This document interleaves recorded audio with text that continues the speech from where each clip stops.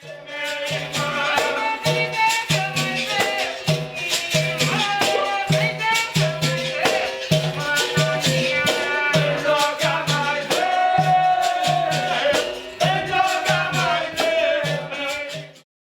a Luane Santos, sou professora de capoeira Angola, trenela de capoeira Angola, como é conhecido no universo da capoeira Angola, os professores. Estou no Nizambe desde 2004, iniciei por uma vontade muito grande de mexer o corpo, de conhecer musicalidade.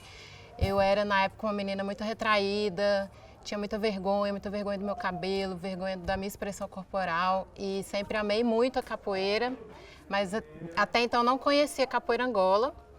E até por intermédio do Sal, professor Sal, do Nizambe, que me convidou, eu vim conhecer o grupo. E a primeira coisa que me encantou no grupo foi o fato da gente ter uma mestra que é mulher, que até então eu nem imaginava na minha cabeça que poderia ter uma mulher capoeirista, né? Na época ela era contramestre, depois veio se tornar mestre, mestra Elma, né? Mestra Elma que é do Maranhão. E isso me encantou muito, de ter uma mulher que fazia tudo aquilo com o corpo, com a musicalidade, se expressava. E eu fiquei completamente encantada e fui me envolvendo cada vez mais no universo da capoeira. Eu sou quem eu sou hoje porque eu vivo todos esses anos tentando aprender um pouquinho, né, sobre a capoeira Angola. E é muito valoroso, assim, porque ela é uma arte, é uma expressão da cultura, uma luta, que ela vem aí realmente da resistência do nosso povo, da alegria do nosso povo, né? E que a gente mantém, né, essa tradição para sobreviver, para viver, para ter alegria, para se expressar, né? Estar aqui no Paranoá hoje é uma forma de trazer esses valores, de poder compartilhar isso, de poder multiplicar isso, que é o que a gente aqui no Nizambe acredita. A gente já teve em várias regiões administrativas de Brasília, do Distrito Federal, a gente teve na Candangolândia, a gente teve na Candangolândia no Instituto Praia Verde, a gente teve na Ceilândia, mais especificamente hoje, que é uma região administrativa, o Sol Nascente, o Penorte Sol Nascente. E a gente trabalhou, estivemos no plano piloto também, né? E a gente pôde trabalhar com muita gente, pôde ter contato com muita gente. E uma coisa que me chamou muita atenção, que me impactou muito, foi principalmente lá no Sol Nascente, a gente teve um trabalho com as crianças da comunidade lá, junto com o terreiro do Vocongo. E eu via muito essa coisa de, na turma tinham meninos e meninas de diferentes idades, mas as meninas, a maioria das vezes, não podiam estar no treino, porque elas estavam em casa ajudando as mães nas tarefas domésticas, né? E a gente via os meninos despontando, né? Soltando o corpo, e as meninas sempre ali travadas. E quando a gente conseguia fazer as meninas destravarem, que fosse fazer um AU, né, que é botar a perna para cima, aquilo eu via, nossa, a gente pode realmente ter essa troca, principalmente com as mulheres, né? No meu caso, especificamente, é o que mais me chama atenção, de poder trabalhar com as mulheres. Quando a gente decide, então, depois de passar muitos anos no plano piloto, vir para o Paranoá, é de trazer essa proposta, né, que meninas e meninos, a gente sabe que aqui a comunidade do Paranoá, Itapuã, Paranoá Parque é majoritariamente negra, né? Então que essas meninas e meninos negros também possam se expressar, soltar seu corpo, soltar seu canto, poder tocar. Isso é transformador, né? Quando você consegue botar sua perna para cima, você acha que você vai fazer qualquer coisa.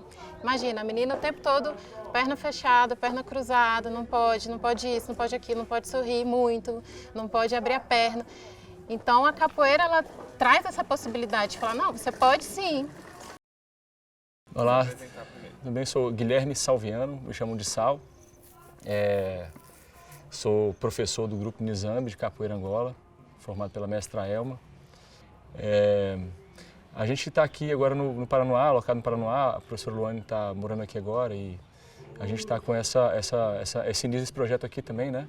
A gente transferiu a nossa sede para cá, porque a gente acredita que esse é um movimento fundamental, né? Que a gente quer vivenciar isso, aprender com isso também e trazer o que a gente puder também de crescimento, né? A capoeira, a prática da capoeira, o amor que as pessoas têm pela capoeira. A gente está junto por causa da capoeira praticamente, né? Mas assim, além disso, a gente tem vários valores em comum, assim, valores que desconstruir as coisas que a gente desacredita na sociedade, né? Tá, eu sou Clédio Pereira, eu sou de Planaltina, nasci em Planaltina. Trabalho como diretor de fotografia em cinema. Entrei no grupo Izambi de Capoeira Angola em 2005. O Izambi hoje para mim é tipo a minha família, assim, é meu espaço de saúde mental, por assim dizer, né? Da cura mesmo, esse espaço de conforto.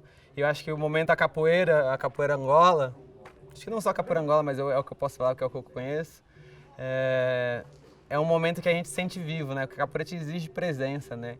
Então a hora que você tá ali jogando, você tem que estar com os 7 sentidos ligados, né? Todos os físicos e os mais que você tiver, assim. Então talvez seja um dos momentos do meu dia ou da minha vida que eu mais me sinto presença, mais me sinto eu ali, né? Vivo mesmo, né? No Paraná a capoeira faz sentido, assim, a capoeira Angola faz sentido, sabe? Sabe quando você vê uma coisa encaixa na outra, assim? E eu acho que o Paranoá tem muito a oferecer para o Izambi, na verdade, enquanto experiência, assim, né? Enquanto uma experiência transformadora, enquanto coletivo, enquanto grupo, assim. Eu acho que, inclusive, o Paranoá tem mais a oferecer para o Izambi do que o Izambi tem a oferecer para o Paranoá, assim. A gente vai crescer juntos, né? Nesse processo, assim. Porque você tá numa satélite é muito diferente de você tá... Satélite não, que a gente não é satélite porra nenhuma.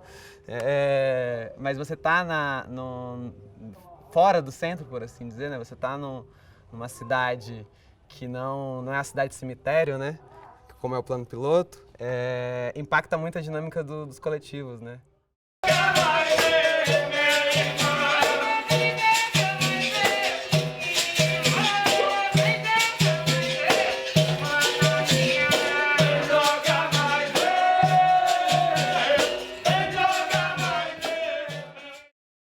Meu nome é Marta Leonardo de Oliveira. Muita andança, até chegar em Martinha do Coco. Cheguei aqui em Brasília aos 17 anos. A minha mãe já estava aqui há 2 anos. E minha mãe trabalhava de empregada doméstica. E o sonho dela era exatamente trazer os 5 filhos dela lá de Olinda para Brasília. Então, foi uma festa, né? Quando minha mãe chegou lá, eu ainda lembro exatamente, chegou assim de supetão, sabe? Aí falou, pode aprontar as malas que tá aqui, as passagenzinhas já tudo comprada. Aí a gente viemos de ônibus, 3 dias.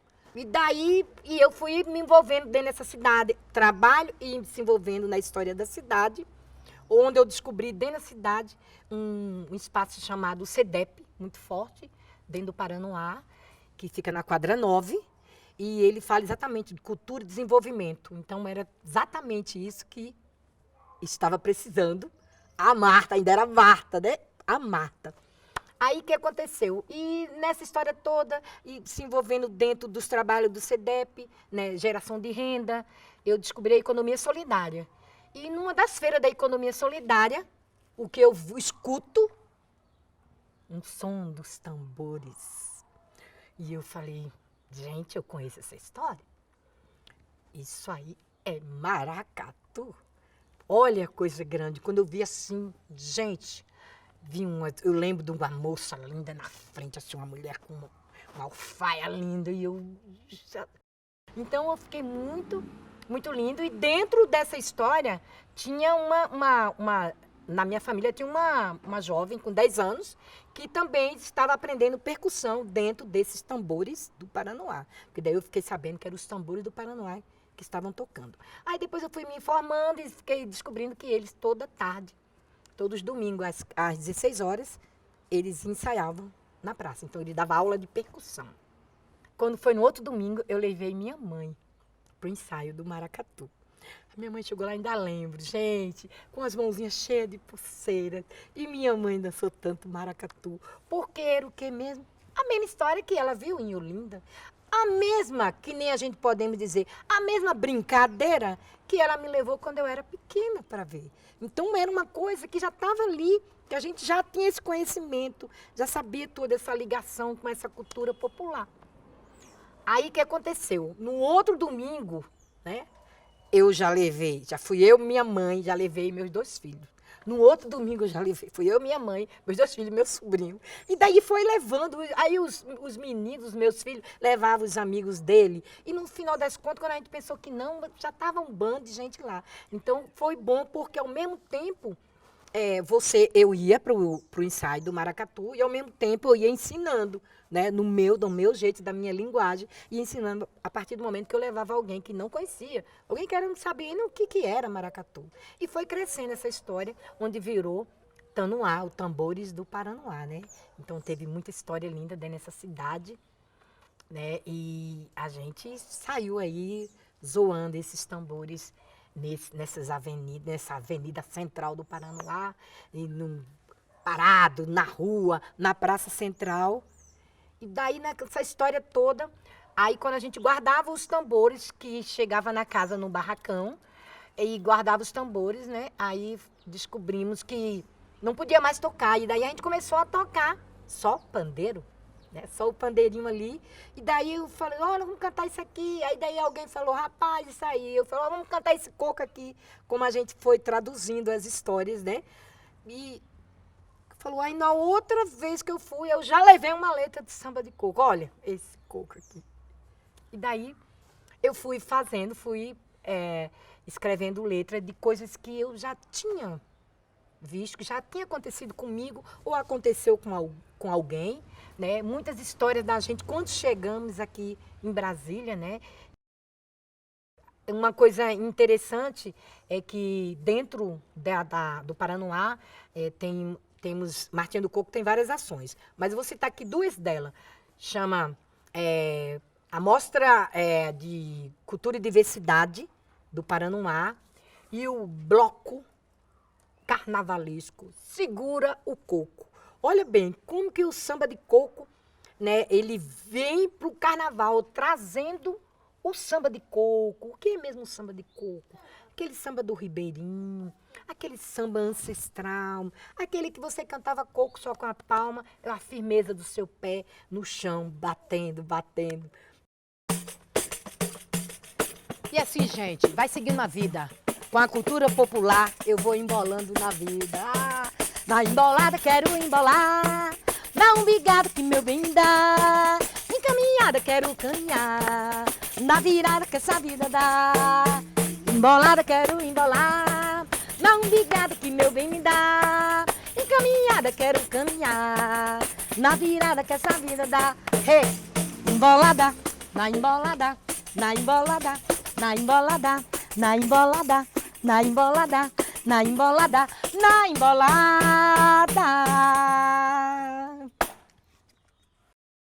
Meu nome é Carlos Frazão, sou maranhense da Baixada do Maranhão, de uma cidade chamada Pinheiro, onde a minha família toda é quilombola, vem do quilombo chamado Quilombo de Janalbeira. O meu avô era mestre de tambor de crioula, ele faleceu em 68, no domingo de carnaval. Eu nasci numa segunda-feira de carnaval, não tive a oportunidade de conhecê-lo. A minha mãe e minhas 6 tias eram coreiras também do tambor de crioula. E aí minha iniciação dentro da percussão começou quando eu tinha 7 anos de idade em Pinheiro. Eu comecei tocando a gogô, que era uma escola de samba chamada Unidos de Obelisco. E sempre minha mãe participava sempre dos festejos que tinham, tanto de escola, de participar de quadrilha, participar também do boi, que tinha muito Bumba Meu Boi, que a gente fazia nas escolas. E aí tinha as festas sempre de tambor de crioula. E aí com 14 anos vim parar em Brasília, né? Nós fundamos no Paranoá aqui, Tambores do Paranoá, né? Que a gente fez um trabalho de cultura dentro do Paranoá, dentro da comunidade, onde a gente ensaiava primeiro no Parque Vivencial, depois nós fomos ensaiar na Praça Central, por aí fizemos vários movimentos, tanto em Brasília como no plano piloto, na época de carnaval a gente ia para lá, né? E aí eu mudei para o Paranoá em 99, que foi um lugar que eu achei muito parecido com o Maranhão, porque tinha um reggae, feira, né? Até a rapaziada mesmo. Como o Tanoá já estava aqui, eu achei melhor morar aqui em Brasília. E tendo esse convívio de todo ano ir para o Maranhão e conviver com a minha comunidade lá no Maranhão, com tambor de crioula, eu resolvi fazer o seguinte, em 2004 eu resolvi comprar uma parelha lá em Pinheiro. Eu fui numa pagelância à noite, aí no outro dia eu falei com o pai de santo, ele me vendeu, que era um tambor de mina, ele tinha 3 parelhas lá, que são esses 3 tambores, que são usados também no tambor de mina lá no Maranhão. Eles acrescentam um batá e mais uma garrafa de vidro, onde eles fazem um sino, né? E aí eu falei com esse pai de santo, ele me vendeu essas 3 parelhas lá em 2004. Só que quando eu vim para Brasília, eu tentei colocar isso dentro do Tanoá, né? Por ser tambores do Paranoá, eu acreditava que também o tambor de crioula poderia fazer parte desse movimento cultural aqui no Paranoá. Aí nós começamos a fazer treinos no meio da praça, começamos a fazer, a aprofundar mais, aí teve a Coreira, a Carla Coreira, que veio aqui, né, deu uma oficina pra gente. E aí nós continuamos com esse processo do tambor de crioula, acabou que no final das contas o maracatu ficou de lado, o tambor de crioula a gente continuou, fizemos várias apresentações aqui, que o movimento no Paranoá de cultura, tanto cultura popular como de cultura em geral, é um movimento muito forte, né, isso é muito interessante, que o Paranoá é uma comunidade muito legal mesmo, assim, em todos os processos, né? Tem quadrilha, você tem grupo de dança, rapper, você tem o maracatu, você tem coco, tambor de crioula, enfim, tem boi, tem um boi da Eliana que é lá no Itapuã. E aí nós começamos a apresentar nesses lugares, inclusive na Mostra de Cultura do Paranoá, que é realizada com a Martinha do Coco. E aí ela, inclusive, já até cantou com a gente, tem um coco que ela escreveu. E aí, até hoje, a gente continua nessa resistência aí, com esse tambor de crioula. Felizmente, agora com a pandemia, a gente deu essa parada. Mas pretendemos voltar em breve. Agora eu vou chegar aqui nesses aparelhos aqui, ó. Né? Que aqui, nós temos aqui o tambor grande. Esse aqui é o meião e esse é o crivador. Esses tambores, eles são afinados com a fogueira, que é uma outra coisa que é bem interessante, porque o tambor de crioula, ele é todo feito de madeira, né? É madeira e couro e tem um fogo. Então são elementos da natureza, onde tem uma energia muito boa, a circulação do tambor, né? Então o tambor ele é tocado por esses 3. Tem a matraca aqui que ninguém usa, alguns usam, outros não usam, né? E aí, o que que acontece? Cada tambor desse aqui, ele tem uma função. Esse, que é o meião, é como se fosse um galope de cavalo. Então, ele que marca o tempo. Esse é o crivador, que seria o cavalo mais rápido. Esse aqui o cavalo estaria marchando, esse aqui o cavalo mais rápido. Juntando os dois, vai dar essa marcha. E esse tambor grande aqui, ele faz a variação, para poder, quando juntar os 3, sair a marcha do tambor. E aí, nessa situação, entra as loas, que é onde o puxador começa a cantar e atrás nós temos o coro, que é o pessoal que começa a cantar junto, falando do refrão. Eu pisei na folha seca, eu ouvi tambor tocar, mas eu pisei na folha seca, eu ouvi tambor tocar. Isso é tambor de crioula, é lá no Paranoá, mas isso é tambor de crioula, é lá no Paranoá. Quando eu guarneço oiteiros de pedra balança, areia dos morros descem, até os planetas faz mudança. Quando eu guarneço com encanto de Itapuã, as pedras redondas cantam, as índias guerreiras se levantam. Na guarnição, as índias começam a bailar, para louvar São João no arraial. Eu sou Eliana, a mestra Eliana da cultura popular do Bumba Meu Boi, em Canto de Itapuã. Sou moradora daqui de Itapuã, desde o início que houve a ocupação no Itapuã. Eu vim para o Itapuã e durante esse período que a gente estava aqui no Itapuã, a gente começou a trabalhar a alfabetização de jovens e adultos. junto com o CEDEP, a UNB. Então, nesse período que a gente fazia esse trabalho da alfabetização, aí veio o que é que a gente poderia fazer da culminância. E aqui no Itapuã tem muitas pessoas que são de Minas Gerais, do Maranhão, baianos, né? Então, aí por isso nós começamos a fazer o Bumba Meu Boi, foi colocado em votação e a maior parte dos estudantes pediram que queria que a gente fizesse o Bumba Meu Boi. Só que nós não tínhamos nada do Bumba Meu Boi, nós não tínhamos roupa, nós não tínhamos nada mesmo. Aí o que aconteceu? Nós cortamos folha de banana da casa da vizinha, né? Folha de bananeira, passamos no fogo, fizemos as primeiras roupas e fomos apresentar o boi. Aí no outro ano, aí nós vamos fazer o boi novamente, né? Aí o que aconteceu? Nós fomos novamente, aí já veio um amigo, o Álvaro, e o Álvaro foi lá em Taguatinga, comprou TNT, e com os TNT nós já fizemos a roupa do boi, já melhorou, né? Já melhorou a situação. E só que a gente ainda tinha um boi de papelão. Com a venta do boi era feita com um decilitro de Coca-Cola, de 3 litros, aí cortou, aí fez o boi. Aí no terceiro ano seguinte, aí nós compramos já esse primeiro boi aqui, ele veio do Maranhão, né? Tinha um moço que fazia o boi lá no Maranhão, aí desistiu de fazer o boi, aí me vendeu esse boi. Aí foi, o primeiro é o meu boi, que é da história, né? Que é o primeiro boi, esse aqui. Aí nós temos vários outros bois, né? Nós já temos uns 5 bois aí. Mas o boi, sempre que eu gosto de mostrar esse aqui, porque foi o primeiro. Então ele foi a alavanca, né? Então é esse aqui. E diante disso aí, fazer a cultura aqui no Itapuã não é fácil. É muito difícil. Em primeiro lugar, nós não temos um local, nós não temos uma referência aqui dentro do Itapuã, porque nós não temos uma casa de cultura, nós não temos nada onde os artistas possam se apresentar. Aí cada um fica no seu quadrado, né? Fazendo uma cultura de ilhas, né? Cada um fazendo no seu local, porque a gente não tem esse encontro, essa conjuntura maior. Porque nós não temos esse espaço público, né? Falta essa vontade política, né, de ter um terreno aqui dentro do Itapuã para a gente fazer a casa de cultura, como Ceilândia tem casa do cantador, né, Guará, todo mundo tem uma casa de cultura como referência.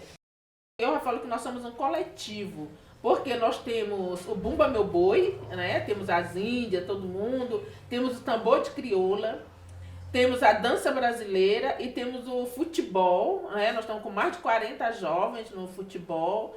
E temos também o trabalho que nós fazemos, o trabalho social, que é com as famílias. Nós atendemos mais de 1000 famílias aqui dentro do Itapuã, Paranoá Parque, Rajadinha, aqui também, Curral, né? Então a gente faz esse trabalho social. E o 2020, 2021, o boi não saiu, o boi não dançou. Aí o que é que nós fizemos? Nós voltamos tudo para o social. Nós focamos no social. Esses 2 anos nós estamos trabalhando só com o social. Buscando alimentação, cesta, fazendo arrecadação de tudo para ajudar as famílias, porque as famílias estão num momento assim vulnerável, né? Vou falar aqui também um pouco para vocês da cultura do Bumba Meu Boi, né? O Bumba Meu Boi, porque tem gente que mistura lá boi bumbá com Bumba Meu Boi. Não, há uma diferença. O boi bumbá é do Amazonas, né? Porque resgataram o boi no Maranhão e transformaram dentro da cultura indígena, né? Que hoje é lá no Amazonas que eles têm o boi bumbá, o garantido e o caprichoso. E esse aqui não, esse aqui é o Bumba Meu Boi, né? Então, o Bumba Meu Boi, como é essa história do boi? Então, eu vou contar assim, um pouco da história do boi. O boi sempre a gente vê nos períodos das colheitas, né? Das festas juninas. Então, o boi vem junto. Por quê? Porque é um momento que celebra a fartura. E aí vem a história teatral. Dentro do boi, né, tem um teatro. Porque Chico, que chama Chico e Catirina, né? Quem era Chico? Chico era um dos, digamos hoje, um dos empregados da fazenda. E tinha Catirina. Catirina era a esposa do Chico, né? Que eles cuidavam da fazenda do patrão. O patrão saía para a cidade e eles ficavam no campo cuidando, né? Aí o que aconteceu? Belo dia a Catirina ficou grávida. E a Catirina ficou grávida e ela desejou, para ela não perder o filho dela, ela tinha que comer a língua do boi do patrão. E foi do reprodutor, né? E ela desejou comer essa língua do boi. Aí o que aconteceu? O Chico ficou preocupado, mas ele não ia perder o primeiro filho dele, o primogênito, né? Ele não ia perder por causa da língua do boi. Então ele foi lá, tira a língua do boi e dá para a Catirina satisfazer, né? Matar o seu desejo, né? Aí então a Catirina vai, come a língua do boi, se sentiu bem. E aí o que aconteceu? O boi sangrou muito, né? Porque cortou a língua do boi e o boi vai e morre. E agora? Que era o reprodutor, né? E como é que vai ficar a situação? Aí o que aconteceu? Falaram que tinha um pajé, né, na aldeia do lado. E ele fazia uns remédios lá com os matos e cicatrizava. Aí o Chico foi até a fazenda, a aldeia. Chegou lá, trouxe o pajé. Aí o pajé chegou, fez todos os remédios caseiros, né? Mastruz, não sei o que, cristal da folha da banana, e juntou lá tudinho e fez lá remédio, botou na língua do boi, e a língua do boi cicatrizou, né? Aí de repente ele manda o boi dar, o Chico mandou o boi levantar, mandou o boi urrar e o boi urrou. Todo dia também tem pessoas procurando e nós estamos aqui para ajudar, né? E buscando, e sempre nos estudos também, que a gente nunca para de estudar, né? Se você quer fazer uma música, você tem que estudar. Se você quer fazer alguma outra música com ritmo, você tem que fazer, né? E são essas coisas. E o boi é isso aí, gente. O boi é alegria, o boi é cultura, o boi é animado. Porque o pessoal fala assim, tem preconceito com o boi, porque o boi tem chifre. Gente, o boi é igual a roseira, entendeu? A roseira, ela usa o espinho para se defender do humano. Assim também é o boi. A única coisa que ele tem é o chifre para ele se defender, né? E aí o pessoal fica comprando. Eu digo, nós apenas fazemos o quê? Nós só brincamos com o boi, dançamos com o boi, né? A festa do boi nós comemoramos o dia 13 de junho, que sempre faz pelo Santo Antônio, que o boi tem que ser batizado, né? Ele nunca sai para a arena, para isso se chama arena, né? Os arraiais, né? Aqui. E ele nunca sai para os arraiais sem ser batizado. A primeira coisa, antes do boi sair, nós temos que batizar o boi, né? E esse batizado é o que? A gente faz uma comida, né? Oferece para todas as vizinhanças aqui, todo mundo vende, faz a fogueira. E aí dentro da fogueira a gente faz o batizado do boi. E aí tem vezes quando a gente pode, a gente chama o padre. Quando o padre não pode vir, nós mesmos também batizamos, né? Nós pegamos a água e fazem o sinal da cruz, né? Aí batizamos o boi, para o boi poder sair para dançar, que a gente faz sempre no período da festa, porque é para ele poder dançar na festa de São João, e São Pedro, né? Então a gente fecha a rua e todo mundo aqui participa. A gente bota, depois no final faz uma música, chama outros parceiros, né? Outros grupos, né? Justamente a gente chamou o menino tem o Vale do Amanhecer, tem a menina do Carimbó, coisa mais linda a dança daquele pessoal ali. Eles vêm dançar com a gente, a Martinha, a Nani. Então todo mundo passa por aqui, o tambor de crioula, até o menino do Guará já vieram aqui também dançar com a gente. Então a gente tem o Negão lá, o Carlos, né? Ele traz o tambor de crioula, todo ano ele dança o tambor de crioula aqui com a gente, bate o tambor também. Então a gente tem esse intercâmbio, né? Com os amigos aqui de perto, dos artistas, e esses grupos que um vem dando força para outro. Porque se a gente não fosse parceiro, porque tem vezes, em 2019 eu trabalhei com o projeto do FAC. Em 2019. Aí depois a gente não teve mais esse apoio financeiro. Então a gente trabalha com a ajuda dos amigos. Eu chamo amigos, padrinha, a gente chama do grupo, não, eu vou fazer a apresentação. Então é isso aí, quando eles precisam também, eu vou lá, não, a gente vai lá fazer a apresentação lá, ajudar lá na festa do amigo que está ali fazendo a festa. Então é isso aí, né? E a cultura só vai para frente assim, nós sendo unidos, né? Porque se for cada um caminhar para ali, então só pensar em dinheiro, a gente não vai para frente, não. Porque primeiro, quando nós começamos aqui no Itapuã, tudo era 0800. Tudo 0800, entendeu? Aí as roupas, quando era para dançar, quem me ajudou muito foi o pessoal do carnaval. Justamente o Milton do Colibri, né? Que eu tenho até esse defeitinho até hoje aqui do Colibri, né? Então, Colibri foi uma das escolas de samba de Brasília, né? Dos blocos, que me ajudou muito. Porque a gente ia dançar com eles e trazia as roupas e modificava essas roupas para o boi, né? Que a gente não tinha dinheiro para comprar. Então, a gente teve muito essa parceria. Todas as escolas de samba, a gente estava dentro.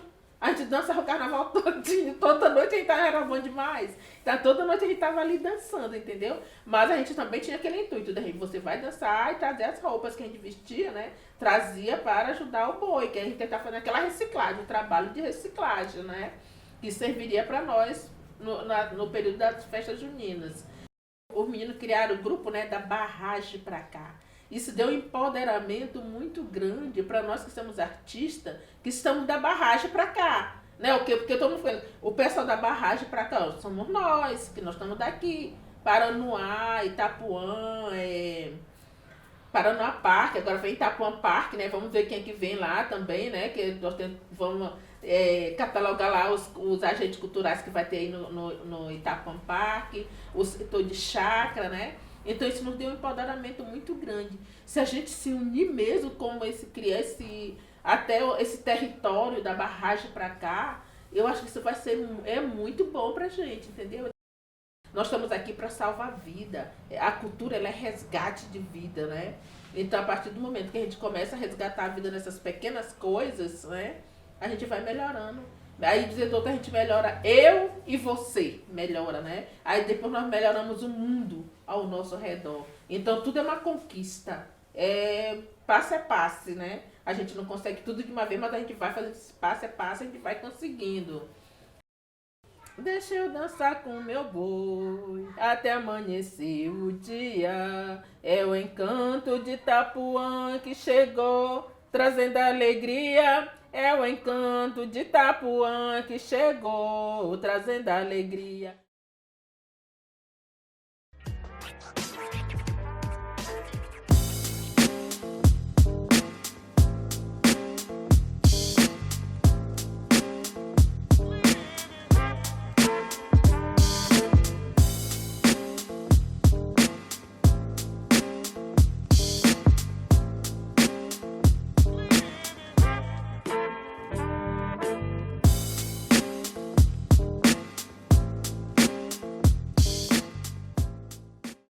Eu sou a Gabriela Maria, eu sou na verdade de Santa Catarina, originalmente, natural de Jaraguá do Sul. Eu morei em Jaraguá do Sul até os 17 anos, depois eu vim para cá, para o DF. Eu já morei no Guará, no Recanto das Emas, já morei no Paranoá e no Itapuã, que é onde eu morei mais tempo. Eu já moro há 4 anos entre o Paranoá e o Itapuã. E eu conheci o grafite trabalhando, fazendo umas diárias no estúdio de tatu, onde o Rafael e o Daniel e o Enzo, que são os irmãos grafite, assim, originais, né? Os 2 primeiros, o Rafael e o Daniel, eles estavam aprendendo a tatuar. E aí eu fui lá a trabalhar, assim, fazer umas diárias, recepcionar as pessoas, ajudar na organização. E eu conheci eles e eles estavam aprendendo a desenhar para aprender a tatuar, né? E eu sempre, assim, eu já fiz stencil, desde os 15 anos eu fazia stencil, tipo do espelho de Vênus, símbolo do feminismo, umas imagens assim de afirmação feminina, mas eu sempre fui meio um pato, assim, eu fazia tudo meio mais ou menos, eu mais ou menos cortava stencil, eu mais ou menos desenhava, eu mais ou menos fazia colagem, eu mais ou menos bordava, tudo eu fazia mais ou menos. E aí eu tive finalmente, tudo isso porque eu desenhava mal, né? Aí assim, aprendendo a desenhar o básico, com eles, que foram quem me deram a oportunidade, e a pessoa que ensinou eles também, eu tive a oportunidade de começar a desenhar e de facilitar assim, um pouco a arte. Eu acho que as mulheres mais antigas elas sofreram mais assim, com esse estigma da mulher, como sempre, né? As mulheres mais antigas de todas as classes sofreram mais. Mas eu acredito que até hoje é ruim, porque assim, o acesso é dificultado para as mulheres, principalmente para as mulheres negras. O que é um absurdo dentro do grafite, né? Porque o hip hop é uma cultura negra periférica E como que, assim, a visibilidade do grafite para as mulheres negras é pior? Não faz muito sentido, mas é a lógica do sistema, né? Eu acho que é uma via de mão dupla também, porque tem gente que odeia e tem gente que ama. Tem gente que se vê assim como... Que coisa mais... Tem gente... A gente pintando aqui nesse muro, no murão, né? As pessoas falam de... É a vista mais linda do meu dia. O Cadam falou isso hoje até. Tem até uma CRIO agora, que ela é bem recente, a primeira CRIO de pessoas trans do DF. Acho que é Transcrio, eu não tenho certeza do nome. Mas que eu acho que traz uma representatividade bem interessante, porque o meio do grafite, apesar de ser um meio periférico, ele é um meio bem machista, assim, né? E o meio mainstream, né, que é tipo assim, o meio das estrelinhas, tem um meio bem racista também. E eu acho que é bom, né, para as crianças se verem, as crianças daqui, verem como uma possibilidade a arte, né? Porque no plano elas já vêm como possibilidade, elas têm na escola, tem em casa, lápis de cor de qualidade, tinta de qualidade. E eu acho que aqui nem nas escolas, às vezes, tem um material de qualidade, elas não veem como possível. Eu sou Rafael, eu moro no Itapuã, temos 4 anos de... vamos fazer 5 de Irmãos Grafite. A ideia inicial foi idealizada por 2 irmãos da cidade, que é o Rafael e o Daniel. E daí fomos conhecendo outros integrantes, que é o Enzo, Gabriela, Samila, Maurício, Matheus e entre outros. A gente tem a ideia de ressignificar e revitalizar as paredes, que são paredes tanto como privado ou lote abandonado. No momento a gente usa os materiais que a gente tem, né? Que é o material básico, que é lápis, papel e a ideia. Daí a gente vai no coletivo com os integrantes que estão atualmente, que são menos de 6, que são os linhas de frente, a gente chega nas ideias. E cada um fala um pouco até o que vai executar a ideia na parede. Porque no esboço todo mundo pode ajudar, todo mundo pode opinar. Mas na parede, a ideia é que quem começa a fazer, termina fazendo. Porque cada artista tem um traço. Não tem como eu fazer um traço igual de um cara, porque cada um vai pegar de um jeito na lata, cada um vai ter uma técnica, a precisão. E a ideia é assim, um chega com a ideia, tem um tal ideia, o outro tal ideia. A gente junta todas as ideias e chega a uma conclusão. Nenhuma ideia fica de fora. No coletivo do Irmãos Grafite, todas as ideias chegam a um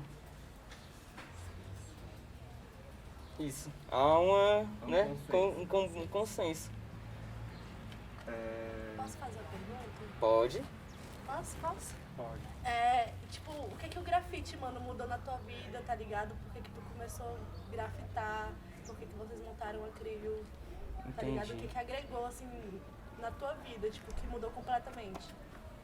O que mudou pra mim completamente foi a voz, né? Porque eu creio que se eu fosse ainda o mesmo Rafael, um negro de periferia, que pra mim, como eu tenho de exemplo aqui na periferia, não tem muitas pessoas como eu, que é exemplo para outras crianças. Principalmente na arte, entendeu? O Itapuã tem 16 anos como RA, mas de grafite a gente não tem muito exemplo, a gente não tem pessoas que estão pintando aqui todo dia ou fazendo um projeto ou oficina. Bom, meu nome é Maurício, meu vulgo é Oban. Eu tive esse primeiro contato com o grafite, especialmente andando de ônibus. Geralmente a gente que mora aqui, não só no Itapuã, mas nas periferias, tem muito essa questão do transporte público. Por depender muito dele, eu andava muito e passava por alguns locais que, como a gente sabe, é recheado de grafite, recheado de arte nas paredes, não só o grafite, mas também a pichação, e eu começava a observar.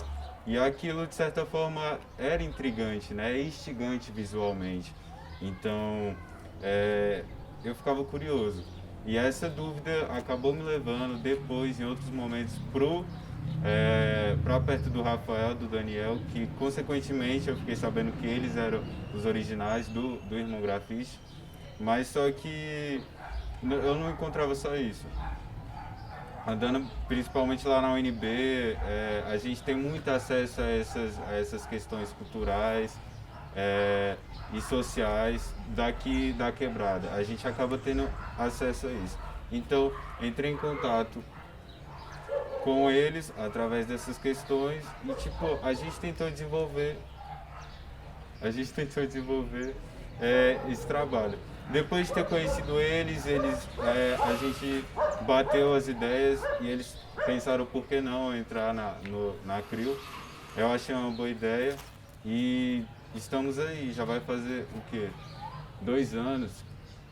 Vai fazer 2 anos que eu conheci a Gabriela, que eu conheci o Rafael, o Daniel também. E estou com eles, a gente participa das reuniões, faz os backgrounds, como você já viu no Murão também. Então é todo um processo de organização, de projeção e é isso. Não é só uma pessoa, são várias tentando colaborar para conseguir fazer esse projeto acontecer. A importância desse Murão para a cidade de Itapuã como arte, eu acho que seria interessante a gente destacar naquela questão que eu já tinha falado antes, de tipo, uma pessoa olhar e ela se sentir desmotivada ou motivada, sempre vai ter aquela questão. Por a gente conviver aqui nessa considerada marginalidade, né, que nem eles colocam, a gente acaba se deparando com essas questões do que dá para se fazer e do que não dá para se fazer, do que tá no teu alcance e do que não está no teu alcance. E existe muito essa barreira em relação à arte, porque a gente sabe que geralmente quem acaba consumindo a arte, e a arte dita de melhor qualidade, né, são pessoas com mais poder aquisitivo. E quando a gente consegue andar na rua, imagina você andar na rua, tá andando na rua, sei lá, tá indo para o trabalho, tá chegando do trabalho, tá indo para a escola e poder andar na galeria a céu aberto dessa.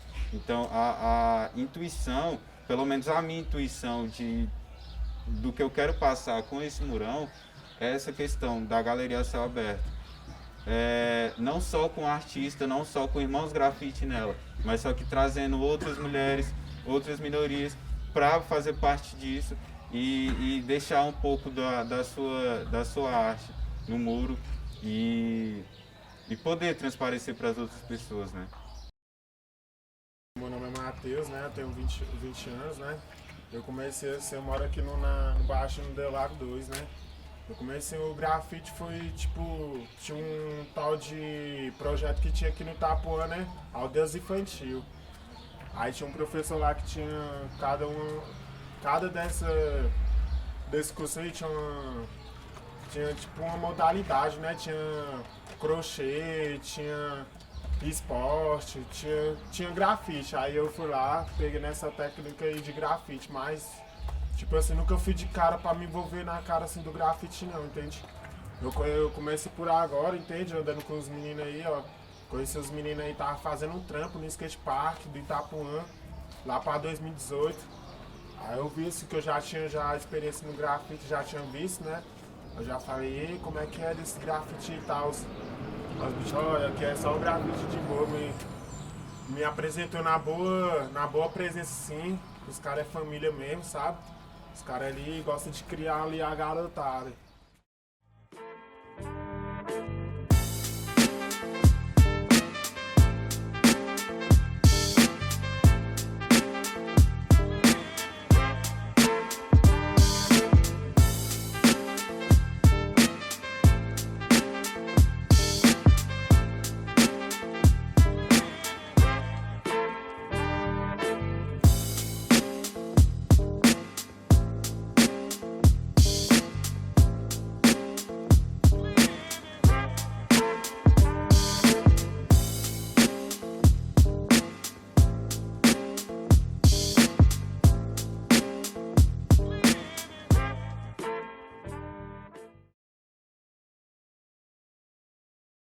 Meu nome é Heloísa, eu tenho 22 anos e eu sou agente cultural do Paranoá, Itapuã e Paranoá Park. Eu estou na cultura aqui da nossa quebrada tem uns 2, 3 anos.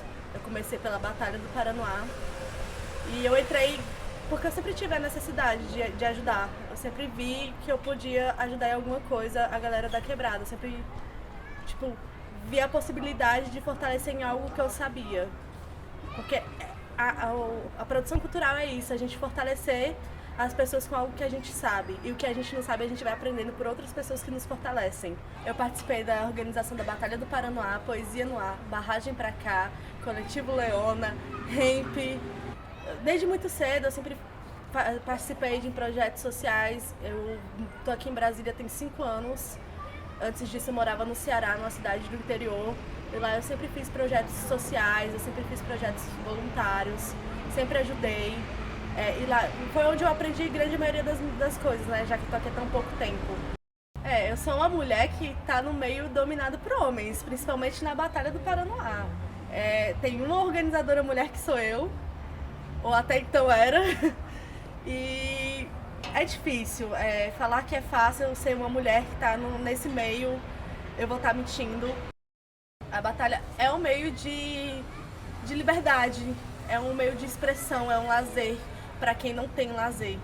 Ele abre essa porta, né? Todo mundo é bem-vindo. Você chega, coloca o seu nome, você tá lá e você não coloca o seu nome, não quer rimar, se pá, você quer lançar uma rima, uma música, é só chegar e conversar. Ele é um meio de acolhimento, querendo ou não. Fazendo bem ou mal, ele tá ali pra sociedade, pela sociedade em si. Assim como Poesia no Ar, que ele é uma galera mais diversificada, mais LGBTQIA+, é mais ampla, é mais, eu vou dizer a palavra acolhedora, porque eu sinto que é mais acolhedora, eu me sinto mais respeitada fazendo um Poesia no Ar. O que mais me tocou foi o dia que uma pessoa muito querida pra mim, que sempre fortaleceu muito a batalha de todas as formas que ela pôde, ela parou a batalha. A batalha tinha sido finalizada e no final da batalha ela falou que a batalha salvou a vida dela e ela explicou o porquê, ela contou o porquê. Ela disse que numa tarde, tarde, noite, né, ela tava em casa e ia fazer uma besteira, ela ia tentar suicídio e aí ela ouviu o grito vindo da praça, foi lá ver o que era e era a batalha rolando. Isso distraiu a cabeça dela, isso fez com que ela, mulher negra, se sentisse acolhida, isso fez com que ela desistisse, graças a Deus, do que ela ia fazer, né? E aí, véi, não tenho palavra pra expressar, véi, que fazer parte de... Como é fazer parte disso? Porque é sentir que a gente salvou uma pessoa, é uma vida. Meu nome é Felipe, vulgo Cordial, sou um dos organizadores da batalha. Minha história assim na produção cultural foi através da batalha. O João postou um feed no Facebook falando que ia ter batalha na praça. Eu fiquei todo empolgado e tal, peguei meu PC, enchi de beat e desci pra praça. Cheguei aqui, conheci os moleques, conheci o João, primeira vez que eu conheci ele. E daí pra em diante fui conhecendo um monte de gente, pegando vários contatos e fui entrando em vários coletivos a partir disso. Só que a batalha assim foi meu ponto de partida, né, dentro da cultura do Paranoá, assim. Então, assim, a batalha nasceu através desse post, né, do João. E aí a gente teve uma necessidade de se organizar como produção para poder organizar o evento, que foi crescendo, foi tomando uma exponência grande e nisso a gente foi convidando alguns adeptos ali da batalha, MC, a galera que colava junto, a gente foi convidando para somar e tal. No início a gente chamou o MMO, que é o Henrique, é um produtor musical lá do Novo Horizonte. E aí ele até fortaleceu durante um tempo, um ano e meio mais ou menos, fortaleceu com caixa de som, com mesa de som. E aí as paradas foi rolando e tal, ele acabou se afastando, tá produzindo lá e tal. E a gente foi procurando pessoas para englobar essa coordenação e tal. Aí colou a Elo, a Heloísa, tem o João, tem o Fael, que é um MC também, que é um moleque novo, que se destaca bastante nas batalhas, tem uma, chega, organiza junto, cola, apresenta, a gente chamou para somar junto na organização também, e o Neif. A gente tenta, assim, da melhor forma possível, não chegar de uma forma agressiva, a gente chega no canto, troca uma ideia com o MC, caso ocorra alguma coisa, que já ocorreu, já teve cenas do moleque ser, como é que eu posso falar? Do moleque ser machista pra caralho, tá ligado? E apontar uma mina que tava na plateia, tá ligado? E numa cena escrota e tal. E tipo, mano, na hora, o nego atrapalhou mesmo, cortou, parou a batalha, tá ligado? A gente trocou uma ideia com o moleque, falou, pô, foi errado e tal. Nessa cena crítica e tal. Mas no mais, a gente vai tentando trocando ideia com os moleques mesmo, no mano a mano. E assim, uma forma que a gente vê bastante de acabar com isso é a batalha do conhecimento, onde a gente bota temas para ser debatido na batalha de uma forma que cada um defenda o seu lado, o seu ponto de vista sobre aqueles temas. Tipo, teve tema numa batalha da feirinha que rolou uma cena de transfobia e tal, que a mina, foi até a Heloísa que deu o tema, falou transfobia, que era o tema da batalha e tal, o moleque foi escroto e tal. Teve um lance LGBTQIA+, também nessa batalha, tá ligado? A gente sentou com o moleque, trocou uma ideia com ele, explicou pra ele, falou, pô, não foi massa e tal. Teve postagens no Facebook sobre, a gente chegou e falou, pô, então, a gente trocou uma ideia com o mano, a gente vai tentar arrumar isso aí da melhor forma possível, porque assim, não é legal, principalmente pra imagem da batalha, como uma movimentação cultural dentro da quebrada, onde a gente prega o acolhimento das pessoas, rolar uma cena dessa. Então a gente tenta fazer isso em off também para não constranger o MC e tal, mas tipo, em questões de contingência, que for tipo várias vezes e tal, a gente até senta, troca uma ideia sincera com o cara, fala, pô, mano, você não vai poder mais rimar e tal na nossa batalha, porque você foi agressivo várias vezes, você foi transfóbico e tal. A gente senta e troca essa ideia. É até complicado, né? Dentre tantas opiniões diferentes, porque tipo, aglomera uma galera, a gente falar sobre política dentro da batalha. Mas a questão do homem negro, da situação carcerária e tal, a gente sempre toca nesses assuntos, tá ligado? Porque assim, querendo ou não, é a realidade que bate na nossa porta. O crime tá bem aí, chamando a molecada pra rua e tal. E no nosso caso, a gente mostra a música. Que com a música, você pode chegar em algum lugar, que você não precisa pegar no revólver, que se você pegar numa caneta, você consegue chegar num lugar, assim, aceitável dentro da sociedade. Porque assim, a gente já sofre tanta... O rap, principalmente, sofre tanta opressão policial e até de classes mais favorecidas, assim, a classe alta, a classe média alta. Todas as religiões de matriz africana, a galera é muito demonizada. A igreja conseguiu demonizar de uma forma que nego olha com desprezo. Tá ligado? De você falar, sou candomblessista, sou um bandista. Teve uma época na minha vida, logo quando eu iniciei no candomblé, que eu tinha vergonha por causa da discriminação.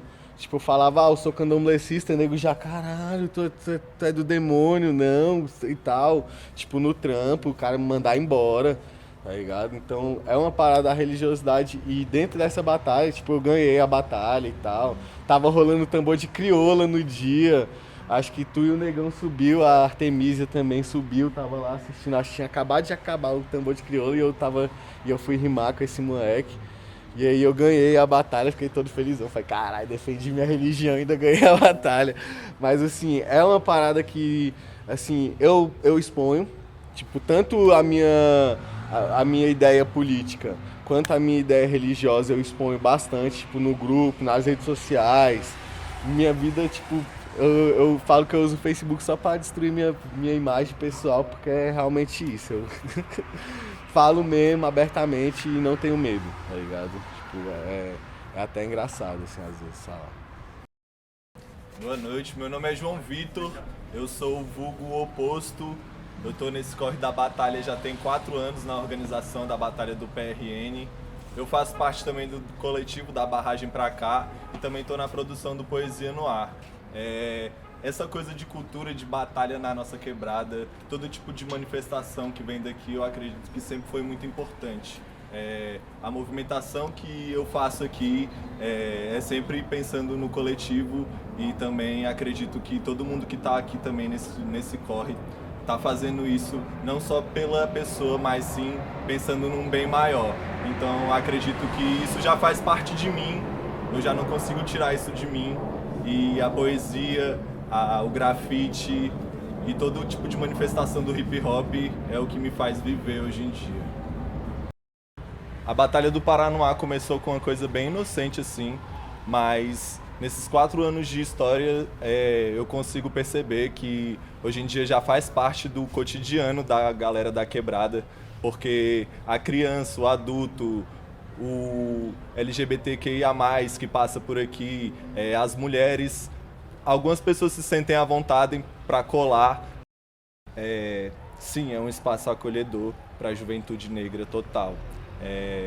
90% da batalha é preta, parda e já colou muitos indígenas também. Mas a perseguição eu acredito também, velho, que além de racial é política pra caralho, tá ligado? Porque o policial não mora aqui, tá ligado? A real é essa. Se você for ver, são poucos que moram aqui. Dá pra contar no dedo os policiais que moram aqui. Então, a agressão começa pelo olhar deles, entendeu? De ver esses jovens que já são marginalizados, com o olhar mesmo, a gente percebe que eles estão oprimindo a gente com o olhar. E eles pensam assim, eles estão batalhando, estão falando merda, tá ligado? Mas aquilo lá é importante pra caralho pra aquele jovem preto, tá ligado, velho? Então, tipo assim, qual é o poder dele pra deslegitimizar esse rolê, né, velho? Pra não dar voz pra gente, tá ligado? Sendo que você nem mora aqui, você nem sabe o que é que tá acontecendo, tá ligado? E sim, a violência acontece, sacou? Mas o que a gente pensa é resistência total, tá ligado? Essa é a história do nosso povo. Isso é o que a gente tem que passar pra nossa juventude também. Que a resistência é necessária, entendeu? E isso vai passar pro resto da vida, porque não tem como eu, pro resto da vida, organizar uma batalha, entendeu? Então, sim, eu vou incentivar o jovem que está aqui numa situação de rua ou que está numa situação que está passando fome em casa, que o pai está batendo na mulher dentro de casa. A gente tem que acolher essa pessoa, porque, querendo ou não, é só a gente que se escuta. Não tem como ter um psicólogo. Às vezes ele nem sabe o que é um psicólogo, um psiquiatra. Então, a gente que escuta mesmo. E, tipo, esse peso, às vezes, na cabeça, pesa pra caralho, tá ligado, velho? Mas é a responsa que a gente decidiu aderir, entendeu? Então é responsa e, tipo, resistência total. Então, primeiramente, boa noite. Meu vulgo é Fael. Eu tô na batalha desde 2018, né? Tipo, eu fiquei sabendo que ia rolar, só que de início, assim, eu tinha um pouco de vergonha, tá ligado? Eu era muito novo. Aí, tipo, tinha um amigo meu que, tipo, foi ele que me apresentou, assim, negócio de rima e tal. E aí, quando ele ficou sabendo que tava rolando, ele começou a insistir muito pra eu ir. Aí, até que no dia que eu vim com ele, era uma batalha de dupla, foi a primeira batalha da minha vida. Nunca vou esquecer desse dia, porque nós chegou na final, né, pela primeira vez. Aí, tipo, daí pra frente eu fui me interessando mais, tá ligado, mano? Eu fui, tipo, gostando do ambiente, das amizades que eu fazia ali, sabe? Tipo, de poder sair, tipo, de casa no final da semana, assim, na sexta-feira e descontrair um pouco as ideias, tá ligado, mano? E essa parada foi me atraindo, foi me acolhendo de uma forma que eu nunca vou esquecer na minha vida, saca? Mano, então, tipo, sobre a construção do freestyle, sabe, mano? Depois de um certo tempo que tu tá, tipo, martelando essa fita na tua cabeça, vai chegar uma época assim que tu perde até a noção de como é que funciona, tá ligado, mano? Todo o processo de uma construção de um freestyle na tua cabeça. Mas sim, mano, basicamente, mano, tipo, é esforço, tá ligado, mano? Você tem que estar ali pensando, repensando, tentando melhorar até o máximo, tá ligado, mano? Porque eu acho que é o mais importante, mano, antes de tudo é o conhecimento, tá ligado, mano?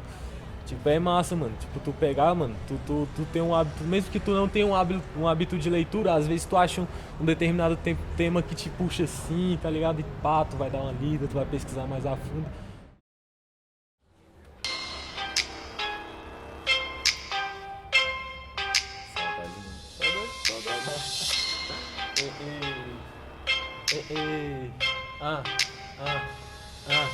Mas eu sei que a fita, meu mano, cê sabe como é o terror desse improvisado, meu mano.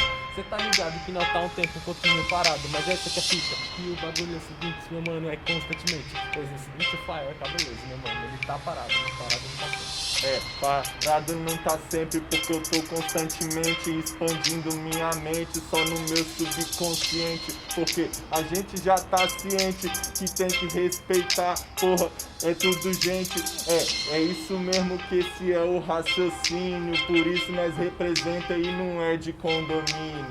Mano, essa que é fita, você tá ligado como nós é tudo decente. Porra, nós somos gente, menos aquele merdão daquele presidente. Porra, o bagulho é o seguinte, meu mano, sabe agora que eu vou destruir? Porra, é difícil engolir, porque ele é um ser humano. Por isso, meu irmão, que nós nunca cai na mesmice, porque ele é um merda e ainda leva esse vice. Porque eu tô cansado de corrupção. Foda-se o Bolsonaro e foda-se o Mourão. Mano, essa que é a fita, cê tá ligado que o bagulho, mano, é o seguinte. Tava mais fácil se a merda fosse só o presidente e o vice. Porra, o bagulho todinho lá dentro tá podre, tá tipo uma laranja estragada. Melon, gomo, o resto vai tudo na levada. Só que a gente paga e a gente tá puto. Já pensou se o Bolsonaro tivesse em hospital público? Olha só a fita que ele tá passando. Deve ser as 500 mil pessoas que ele tá matando. Mano, essa que é a fita, é o freestyle que eu mando e não falho. Pô, eu sou Zapata, eu sou do Paranoá, tenho 23 anos, eu faço rap, toco contrabaixo, participo das produções culturais que acontecem no Paranoá. E recentemente eu lancei uma faixa com a Abílio, que é um artista de Sobradinho, no disco Sobre Isso. E em breve eu vou lançar 3 faixas em francês de rap. Bom, eu sempre senti uma coisa muito importante em relação à música, sempre tive vontade de ser músico, tenho músicos na família, assim, mas eu sempre desisti de tudo. Minha mãe me colocou no inglês, eu desisti, no judô eu desisti, tudo eu desisti. E aí abri um projeto aqui no Paranoá que se chama Projeto Música e Cidadania, que é comandado pelo maestro Valdeste. E a minha mãe me escreveu e disse bem assim, se você desistir disso eu não te matriculo em mais nada. E aí eu nunca larguei a música. Estudei contrabaixo, com 16 anos eu fiz a prova da escola de música, passei. E com 18 anos eu entrei na UNB para fazer música, que eu estou terminando agora esse semestre, espero. E aí, quando eu tava na UNB, eu sempre curti rap. Quando eu era criança, sei lá, tinha uns 8 anos, eu lembro do meu tio me levar pra assistir umas batalhas de break que tinham na Praça da 21. E quando eu tava dentro da UNB, eu comecei a me reaproximar do rap. E aí comecei a sentir uma vontade gigante de rimar e falar sobre o rap dentro da universidade. Porque apesar de eu fazer música, o meu curso é de música europeia do século XV ao século XX. Essa é a verdade. Não se fala nada de cultura popular, basicamente. E aí eu comecei a sentir uma necessidade de me expressar de outras formas, além da música erudita, da música de orquestra, que também é muito legal, mas não me sentia suficiente. Eu acho que o mais importante que falta para os jovens do Paranoá em geral não é nem a oportunidade, mas a perspectiva.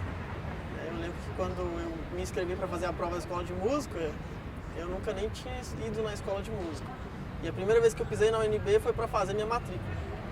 E acho que esses movimentos sociais, eles trazem a perspectiva de que você pode ir além do que reservaram para você, que é o ser serviçal para sempre e trabalhar num emprego que não te paga o suficiente para você comer. E acho que esses movimentos, a gente chega e tem várias pessoas que fizeram faculdade, que fazem faculdade, e aí você começa a ver, caramba, então eu posso, eu pelo menos pareço com essa pessoa, e é o que eu tento levar para mim. E eu enxergo dentro das batalhas, dentro do slam, como uma porta, porque é um lugar onde você vai, tem um monte de gente que parece com você, tem a sua idade, é preto igual você, e é pobre, cresceu ali, e aí você vê, pô, mas esse cara estudou em tal lugar, e eu posso ir também. E esse cara, pô, eu quero ser igual esse cara, ou igual aquela mina que faz aquilo, estuda na faculdade. Então acho que o mais importante dos movimentos sociais, da poesia, do rap, é a perspectiva mesmo, assim. A gente às vezes está preso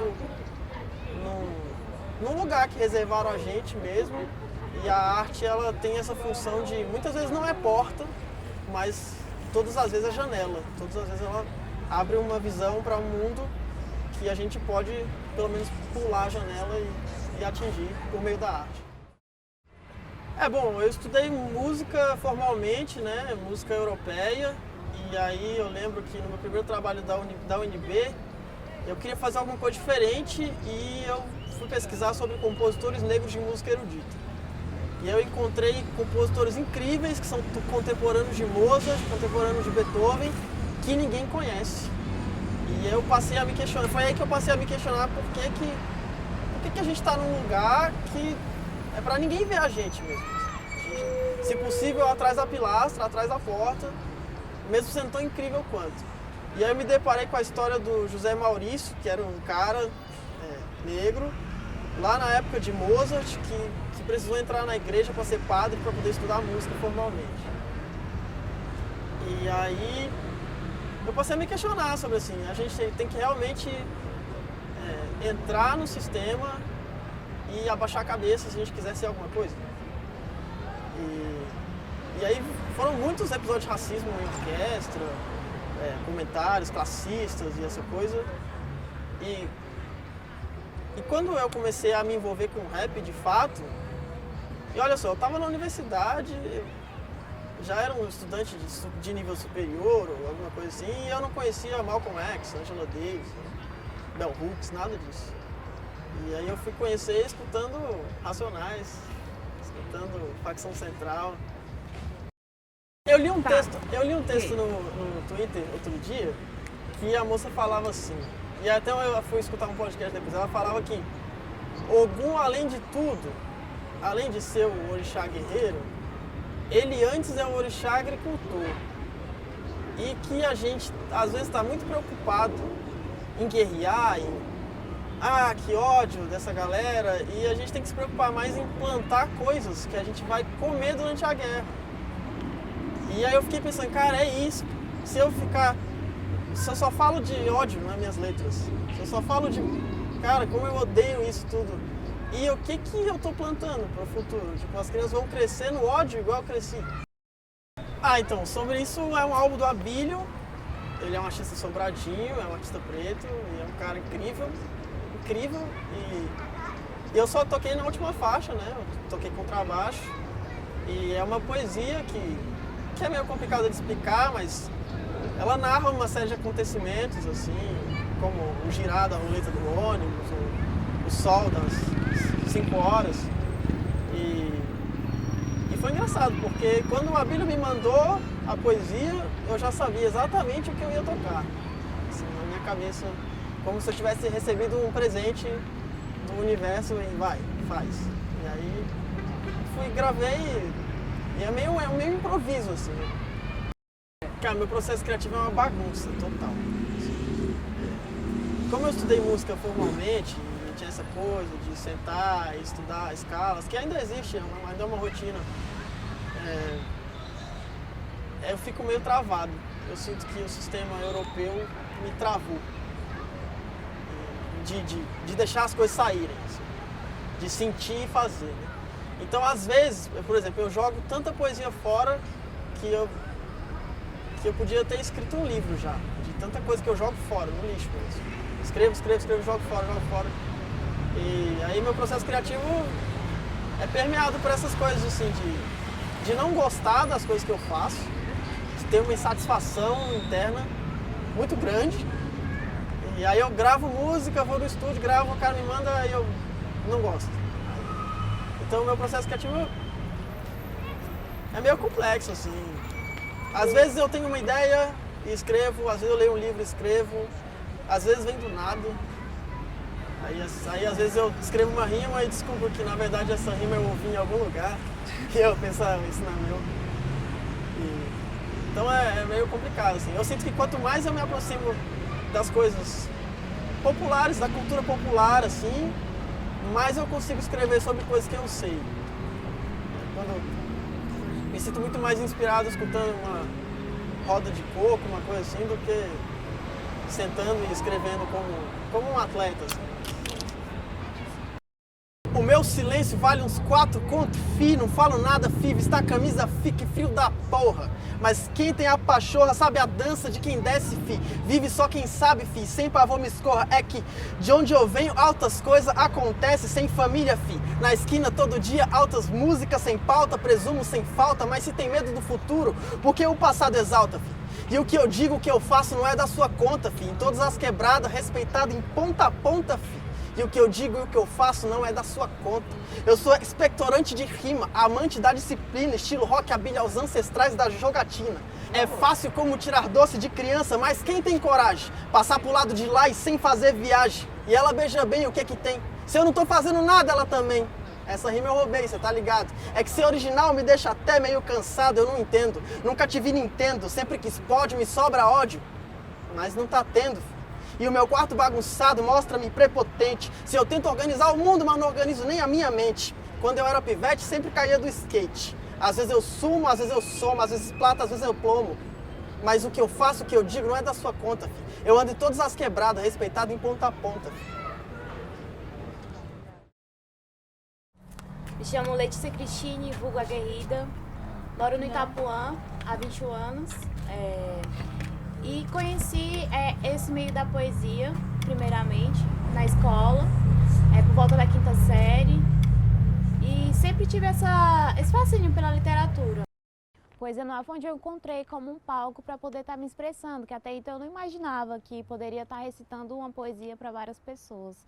E assim, o ápice de tudo isso, da forma de recitar, consiste no conceito de você tirar de dentro aquilo que incomoda, falar para que outras pessoas possam ouvir, porque muitas das vezes dentro de casa a gente não tem ninguém para nos ouvir.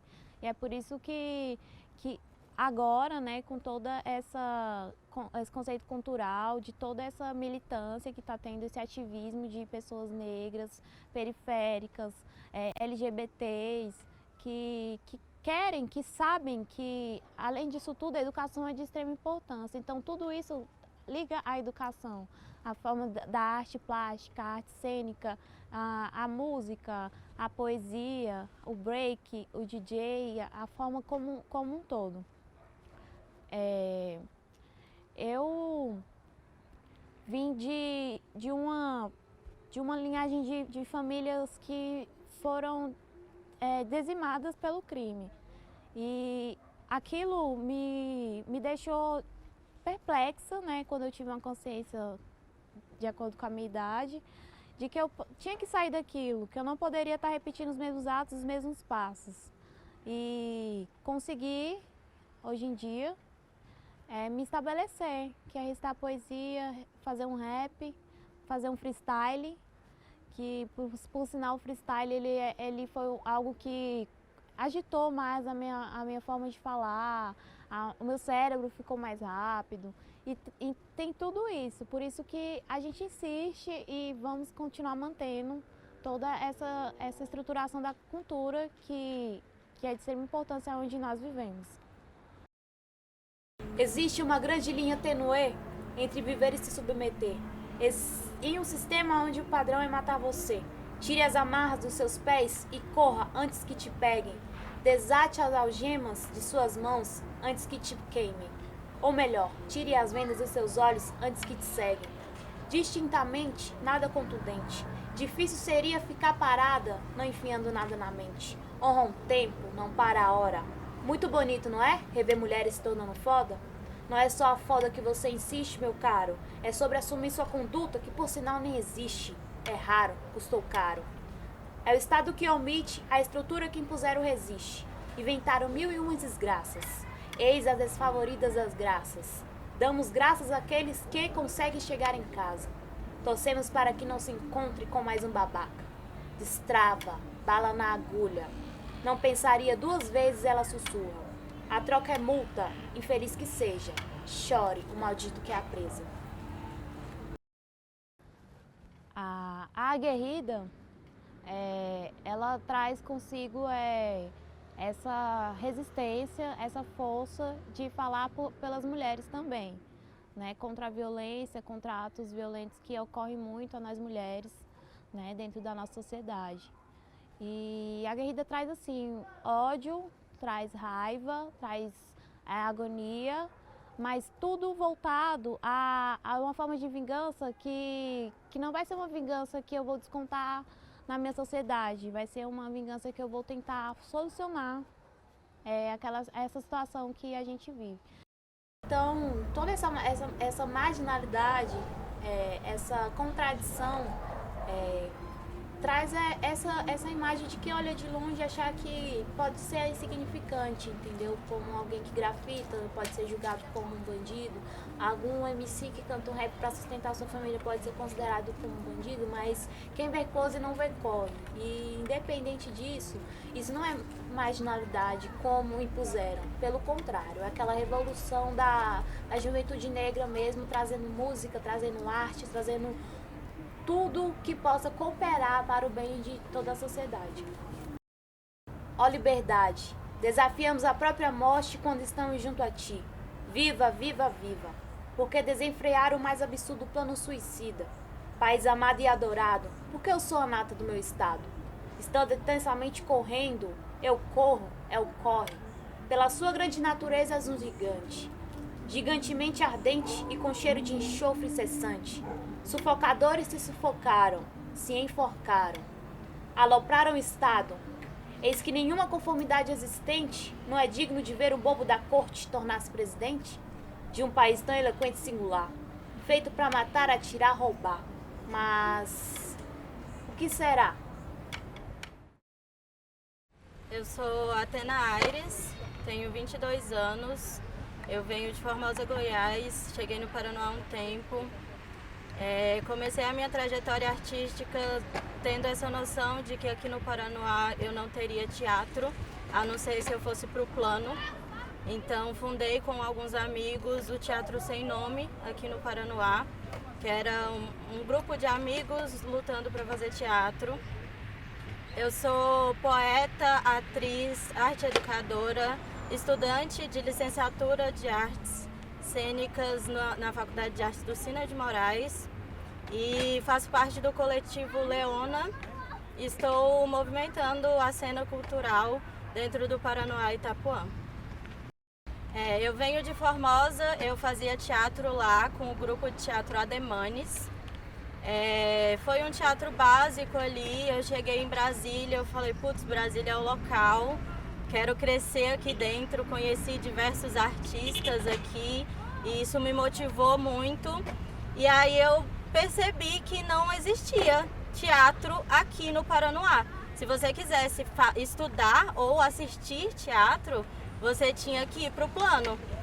Com isso veio a nossa ideia de criar o Teatro Sem Nome. Eu tinha uma garagem legal em casa, chamei vários amigos, vamos fazer um grupo de teatro. A gente fez esse grupo de teatro, estudamos teatro por um tempo. Eu criei junto com Camila Henriques e Brendo Souza um espetáculo chamado Trago Seco, que era um espetáculo trazendo a culpa da mulher como protagonista nessa cena desse teatro. Esse espetáculo percorreu diversos festivais e alguns eventos aqui dentro do Paranoá, dentro de Brasília, como Brasília é um festival, a gente foi chamados, apresentamos no Teatro Renato Russo, apresentamos no Teatro do Sina, apresentamos aqui no Paranoá também, na Praça Central, na Virada Cultural. E aí eu venho fazendo espetáculos onde o meu ramo do teatro é um teatro político, é sempre um teatro que vai incomodar, é um teatro para falar de coisas necessárias serem faladas dentro da nossa política de ser mulher, de ser LGBT, de estar lutando todos os dias pela própria sobrevivência. No ano de 2021, em menos de 2 meses, tiveram 4 feminicídios dentro do Paranoá. Isso me incomodou demais, me deixou com medo e eu trouxe isso para a minha escrita.